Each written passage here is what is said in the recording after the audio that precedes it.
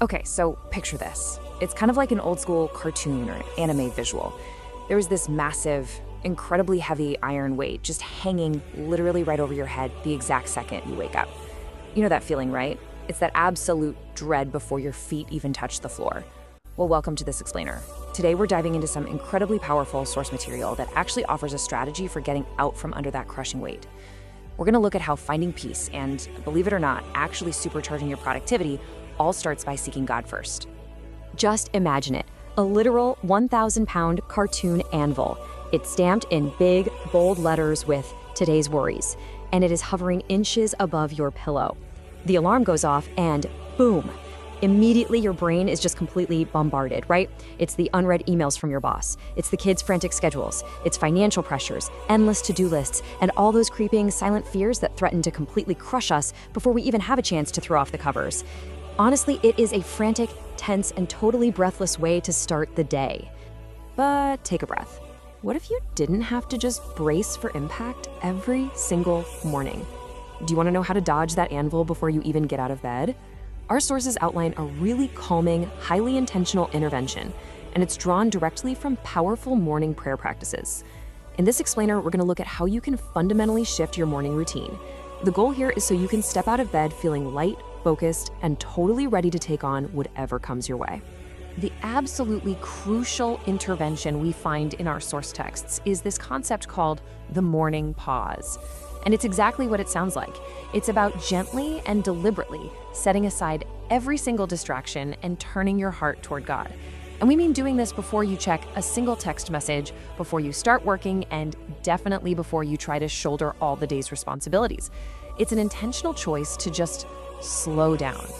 It's essentially a deliberate resistance against our modern urge to just jump up and rely on our own chaotic understanding right out of the gate. And this entire practice, it's anchored by one single incredibly powerful directive. Seek first the kingdom of God and his righteousness, and all these things will be added to you.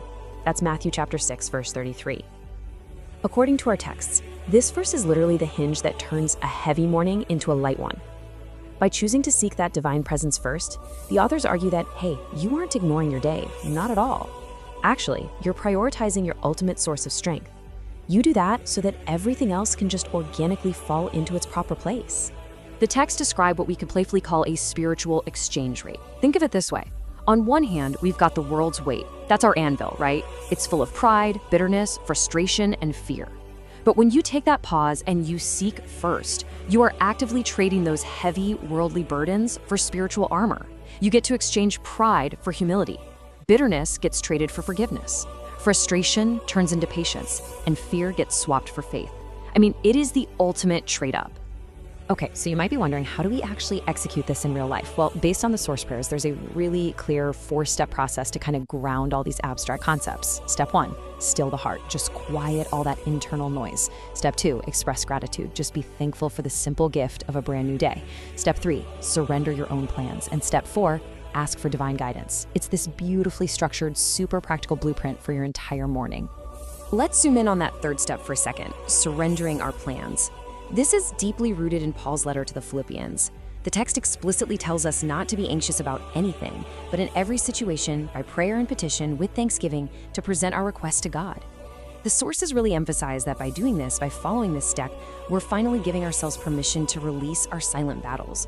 We get to let go of those big, unanswered questions and the situations that are just entirely beyond our control, and we hand them over to hands that are actually strong enough to hold them. And listen, when the sources talk about surrender, they mean absolutely everything. The whole shebang. You are surrendering every tiny detail. We're talking your finances, including those looming bills or even future opportunities. Your health, whether that's physical pain or just pure mental weariness. Your family, your spouse, your kids, your friends, and of course, your work. That includes your specific meetings and business plans. The point here is that absolutely no part of your day is left unguarded when you make the choice to seek God first. The sources basically present us with a fork in the road, 2 very different ways to navigate your day. If you just rush ahead, trying to carry that huge anvil all by yourself, you usually end up making decisions in fear, maybe speaking in anger, and losing hope the absolute second trouble hits. But if you walk with guidance, wow, the entire paradigm shifts. You start listening with understanding, you respond with a supernatural grace, and you find yourself waiting patiently. It completely transforms how you handle difficult people and super tense situations. Now, making this transformation requires a really deep level of trust. And that's rooted directly in the wisdom of Proverbs chapter 3, trust in the Lord with all your heart and lean not on your own understanding. The sources highlight that trusting this guidance actually means recognizing divine timing throughout your day. It's that incredibly comforting realization that God's hand is actively at work making your paths straight. He's doing that by opening the right doors and, honestly, just as importantly, closing the wrong doors to protect you. What's really cool is how this ancient wisdom maps perfectly onto our modern everyday reality. The source prayers specifically ask to let favor go before us in the meetings we attend, the messages we send, and the people we meet. That is so incredibly practical. Think about it. You are literally asking for divine favor to walk right into that boardroom before you do, to wrap around that tricky, stressful email you have to send, and to speak for you in those moments where your own human words just might not be quite enough. Now, for anyone out there thinking, okay, pausing to pray sounds really nice, but I've got a lot of stuff to do that's terrible for getting things done. Well, the source material argues the exact opposite. Here is the actual output of a blessed day. Clarity totally replaces confusion. Courage replaces your procrastination and delay. Determination wipes out discouragement. And it all results in actual, tangible, good fruit from your efforts. Dropping the anvil of worry, it doesn't make you passive. It makes you incredibly focused and genuinely productive. As you move through this kind of guided day, our sources offer this really gentle reminder. Every single moment is an opportunity to reflect love and to trust in that divine guidance. It's basically a call to keep your eyes wide open. Notice the small miracles. Notice the unexpected help from a coworker. Notice those quiet little moments of joy. Because even when the day doesn't go exactly as you planned it, maintaining this specific mindset is what keeps you thankful in absolutely every season. Which brings us to an incredibly resonant thought from the source text, and I just love this line. It says, "This day is not in the hands of fear, confusion, or uncertainty. It is safely in your hands." Talk about a game changer. That is the ultimate feeling of weightlessness. You are boldly declaring that your day will not be hijacked by the anvil of worry. It is safely held, it's guarded, and it is guided. So, here's the deal. Tomorrow morning, that alarm is going to go off again. The emails, yeah, they'll be waiting. That giant cartoon anvil of the world's weight is going to start dropping. So the question is, how will you choose to start your tomorrow? Will you scramble around trying to catch that crushing weight on your own shoulders?